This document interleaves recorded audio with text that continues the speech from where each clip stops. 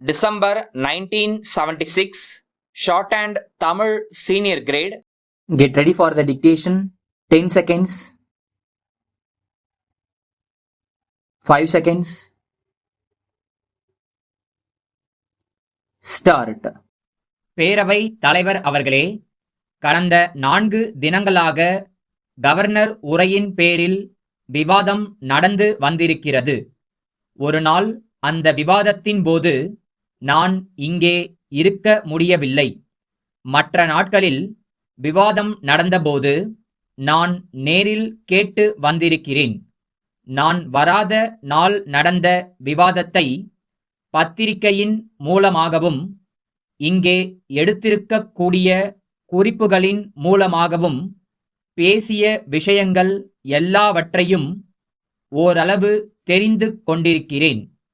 இங்கே நடந்த விவாதம் நாம் எல்லோரும் பெருமைப்படக்கூடிய முறையிலே, நல்ல முறையிலே நடந்து இருக்கின்றது என்கின்ற பாராட்டுதலை முதலில் தெரிவித்துக் கொள்ள விரும்புகிறேன்.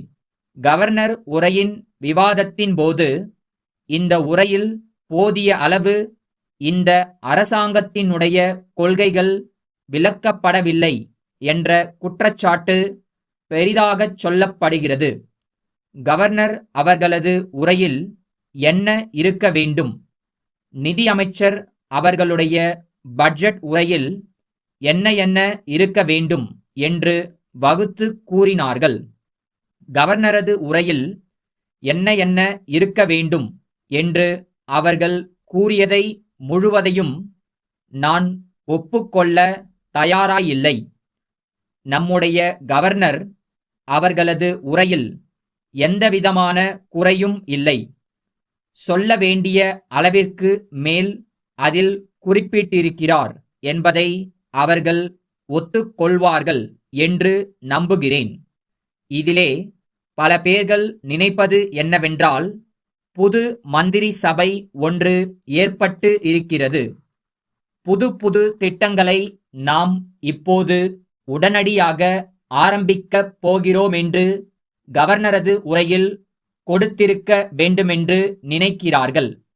அவர்களுக்கு நான் ஒன்று சொல்லிக்கொள்ள விரும்புகிறேன்.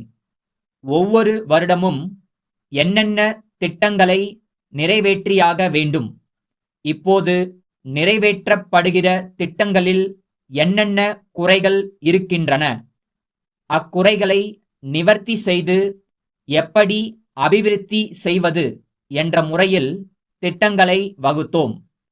அந்த முறையில் அமைந்ததுதான் முதல் 5 ஆண்டு திட்டம்.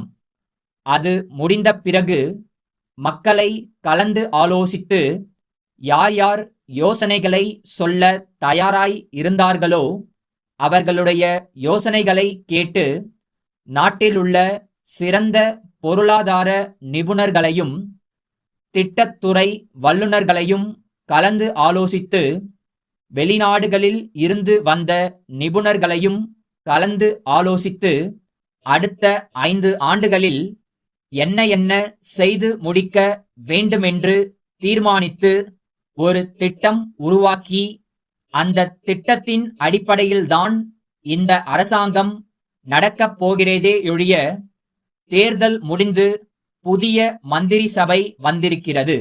ஆகவே புது திட்டம் வரப்போகிறது என்று நினைப்பார்களேயானால் அது முன்பு செய்தது கேலிக்கூத்து என்பது போலாகும். இன்றைய பிரச்சனை இதை எப்படி வெற்றிகரமாக நிறைவேற்றுவது என்பதுதான். அதற்காக நாம் என்னென்ன முக்கிய நடவடிக்கைகள் எடுக்க வேண்டுமென்பதுதான் இப்போதைய பிரச்சனை. அறியாமை, வறுமை, பிணி இம்மூன்றும் ஒன்றோடொன்று பிணைத்து கொண்டதாகும். இவைகளை நீக்க இன்று அதற்கு வேண்டிய முயற்சிகளை நாம் செய்ய கடமைப்பட்டிருக்கிறோம். காஞ்சிபுரம் அறிஞர் அண்ணா பட்டு கைத்தறி நெசவாளர் கூட்டுறவு உற்பத்தி மற்றும் விற்பனை சங்க தலைவரிடமிருந்து சென்னை கைத்தறித்துறை ஆணையாளர் அவர்களுக்கு. அன்புடையீர், தமிழக அரசு நெசவாளர்களுக்கு அளித்து வரும் சலுகையான விசேஷ தள்ளுபடி மானியத்தினால் தேங்கிக் கிடந்த கைத்தறி துணிகளை ஓரளவு விற்பனை செய்ததன் மூலம் அவர் தம் துயரை துடைக்க இயன்றதை யாரும் மறுக்க முடியாது. இத்தகைய சலுகையை ஆண்டுதோறும் பண்டிகை காலங்களிலும் கைத்தறி வார விழா போன்ற நாட்களிலும் தமிழக அரசு வழங்கி வருகின்றது. சென்ற சில தினங்களில் செய்தித்தாள்களின் மூலம் தமிழகத்தில் கைத்தறி துணி பெருமளவில் தேங்கி வருவதை காண்கிறோம். மேலும் இவற்றை உடனடியாக விற்க தமிழக அரசு கைத்தறி துணிகளை கொள்முதல் செய்து விசேஷ தள்ளுபடியாக 25% அனுமதிக்க கோரி தமிழ்நாட்டில் பல்வேறு பகுதிகளிலிருந்து நெசவாளர் கூட்டுறவு சங்கத் தலைவர்கள் பலர் விரும்பி வேண்டியதை நாம் காண்கிறோம். கைத்தறி துணி சரக்குகளுக்கு அரசின் விசேஷ தள்ளுபடியை அளித்தால் அவை ஓரளவிற்கு விற்பனையாகும். இதை அரசு பரிசீலனை செய்து நெசவாளர்களின் துயர்களை துடைக்க ஆவன செய்ய கோருகிறோம். தங்கள் உண்மையுள்ள